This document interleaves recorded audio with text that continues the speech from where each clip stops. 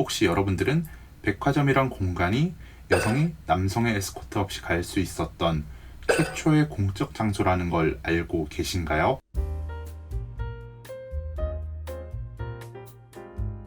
안녕하세요. 혹시나 하는 그 책도 읽는 곳, 여기는 B급 책방입니다. 오늘 영상은 여러분들한테 아주 중요한 질문 하나를 던짐으로써 시작하려고 합니다. 여러분들은 왜 돈을 쓰시나요? 라는 질문인데요. 이런 질문 자체는 그렇게 자주 들어보지 못했을 거라고 생각합니다. 왜냐하면 우리는 일상에서 생산과 관련된 질문을 더 많이 던지기 때문입니다. 또 나중에 어떤 공부할 거야? 그리고 나서 어떤 직업을 가져서 돈을 벌 거야? 라는 질문들이 가장 대표적이거든요. 그런 반면에 우리는 소비와 관련된 질문들은 거의 던지지 않을 뿐더러 사회적으로 보더라도 소비가 우리 사회의 이슈가 된 적은 거의 없었던 걸로 기억하고 있습니다. 물론 최근에는 소확행이란 단어가 유행하긴 했습니다. 그럼에도 불구하고 지금에 와서 돌이켜보면 소확행이란 단어가 유행하기만 했지 그 단어에 담긴 진정한 의미를 우린 좀 진지하게 고찰해 본 적은 거의 없었던 것 같습니다. 물론 누군가는 저의 이런 태도를 보고 그냥 자기가 행복하기 위해서 소비하면 그게 다 아니야? 라고 반문하실지도 모르겠습니다. 개인의 행복을 추구한다는 관점에서 그런 방식으로 소비하는 것도 결코 나쁘다고 생각하지도 않고요. 어떤 면에서는 필요한 태도라고 생각합니다. 하지만 곰곰이 생각해보면 우리의 소비는 단순 의식주에만 머무르지 않습니다. 오히려 그걸 넘어 제품과 서비스 안에 담긴 기호와 의미를 소비함으로써 타인과 나를 구분짓는 수단이 바로 소비라는 겁니다. 이러한 경향은 현대로 오면서 점점 더 심화되고 있는데요. 조금 거칠게 표현하자면 현대는 소비가 모든 것이 된 시대라고 말씀드릴 수 있습니다. 그렇기 때문에 우리는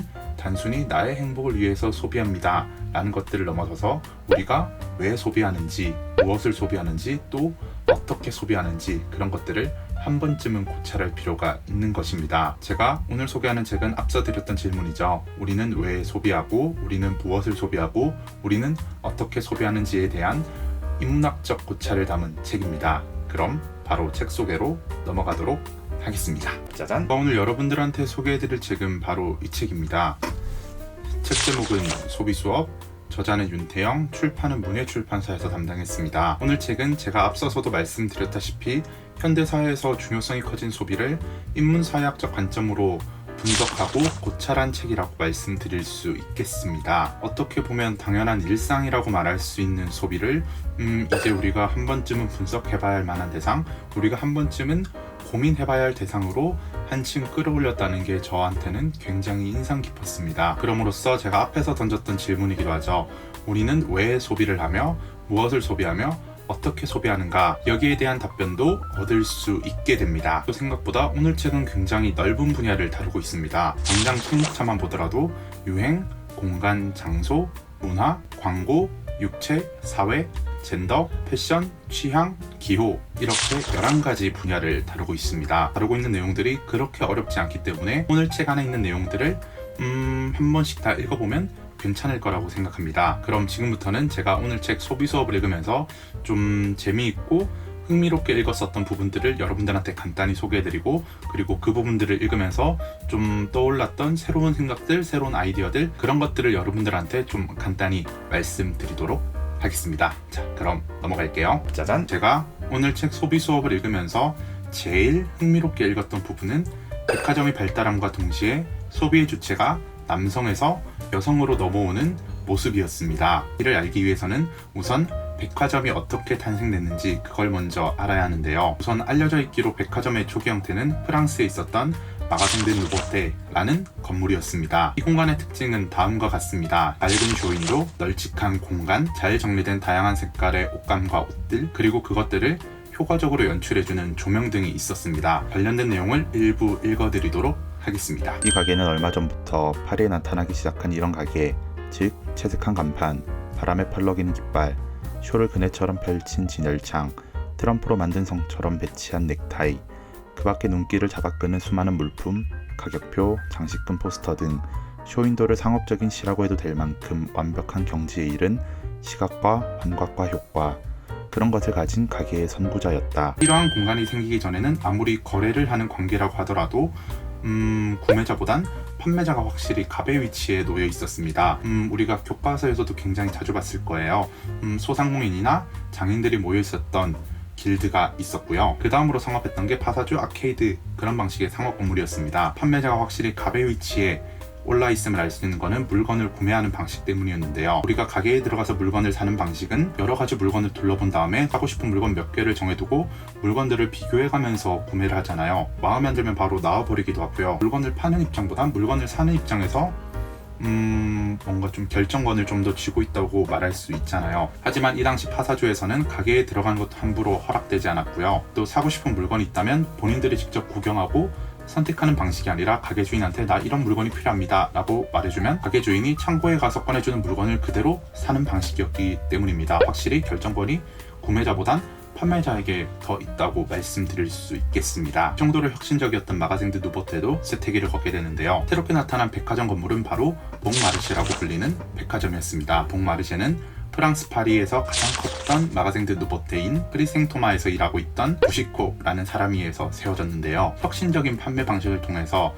빠르게 주도권을 잡아나가기 시작합니다. 박리담의 방식을 추구함으로써 회전율을 높이는 데 집중했고요. 그리고 특정 계절이나 특정 시즌마다 일종의 상품을 큐레이션해서 판매하는 방식을 선택하기도 했습니다. 반품이나 환불 시스템을 적극적으로 도입함으로써 고객들의 편의를 한층 더 끌어올려주는 역할까지도 수행했습니다. 1869년 파리 대정비 기간을 거치면서 새로운 건물까지 만들게 됩니다. 제가 말씀드리는 내용을 토대로 새롭게 지어진 봉마르쉐 건물을 조금만 상상해 보셨으면 좋겠습니다. 우선 새롭게 지어진 봉마르쉐 건물은 펄과 유리를 중심으로 지어진 건축물이었습니다. 만국박람회의 파빌리온으로부터 영향을 받은 건축물입니다. 그러다 보니 외부에서 들어오는 햇빛을 아주 아름답게 받아들일 수 있었는데요. 뿐만 아니라 백화점 내부에는 화려한 장식이 추가되기도 했었고요. 도서관이나 음악교실, 회화교실 등 편의시설이 추가되기도 했습니다. 관련 내용들을 짧게만 읽어드리도록 하겠습니다. 부인들의 천국은 정면에 대형 현관에 들어서면 주변에 갤러리가 있고 중앙에는 지붕까지 트인 대형 홀이 준비되어 있다.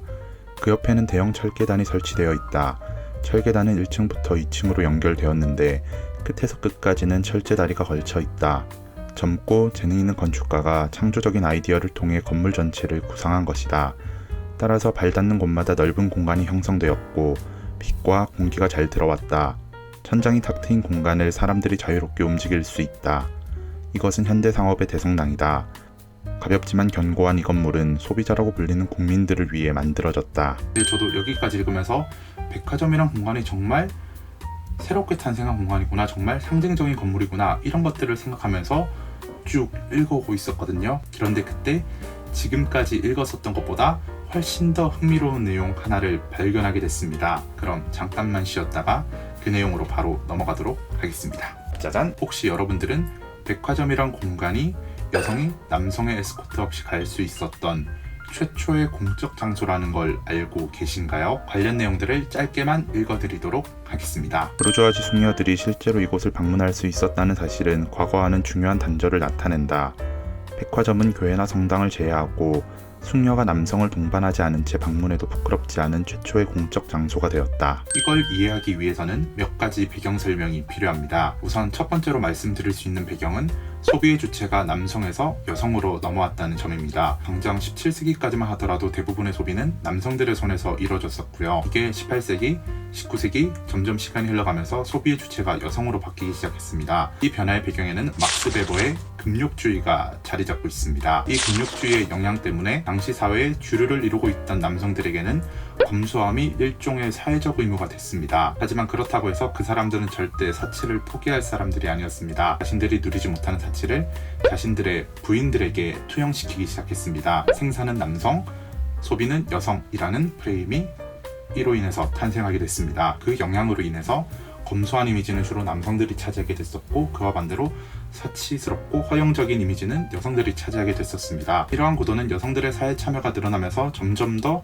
줄어들긴 줄어들었습니다만 그 영향이 아직까지도 꽤나 남아있습니다. 이와 관련해서 여러 사례가 있습니다만 그 중에서 제가 들려드리고 싶은 예시는 하늘 아래 같은 레드는 없다 라는 문구입니다. 물론 지금은 그 문구를 상당히 긍정적으로 해석하는 경우가 많았지만 당장 저만 하더라도 하늘 아래 같은 레드는 없다 라는 문구를 보면서 그렇게 차이 없는 것 같은데 왜 저런 걸 다 사려고 하지? 왜 저렇게 낭비를 하려고 하지?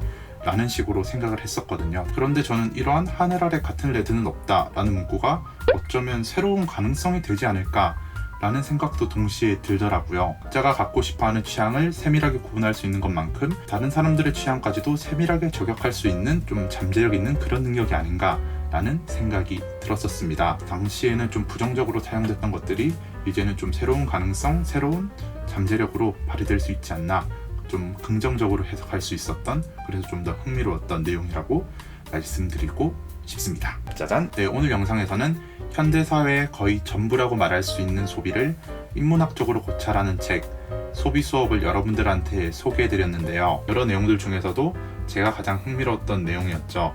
백화점의 탄생과 그로 인해 소비의 주체가 남성에서 여성으로 바뀌고 그 속에서 나타난 새로운 가능성들을 중심으로 여러분들한테 오늘 책을 소개해드렸습니다. 진짜 오늘 책 소비 수업은 제가 지난 6월달에 읽었던 책 중에서 베스트 1등을 다투고 있는 책이기 때문에 여러분들이 꼭 읽어보셨으면 좋겠습니다. 특히 다른 내용들 중에서도 1장에서 다뤘던 유행과 아마 11장에서 다뤘을 겁니다. 거기서 다루고 있는 취향, 그 내용들을 너무 추천드리고 꼭 일독을 권하고 싶기 때문에 도서관에 가셔서 읽으셔도 좋을 것 같고요. 개인적으로는 이 책을 구매하셔서 읽으시면 더 좋지 않을까. 네, 그럼 오늘도 제 영상 시청해 주셔서 감사합니다. 여러분들의 좋아요와 예쁜 댓글, 알람 구독은 저에게 정말 큰 힘이 됩니다. 여기까지 저는 책방주인 B급같이 혹시나 하는 그 책도 읽는 여기는 B급 책방이었습니다.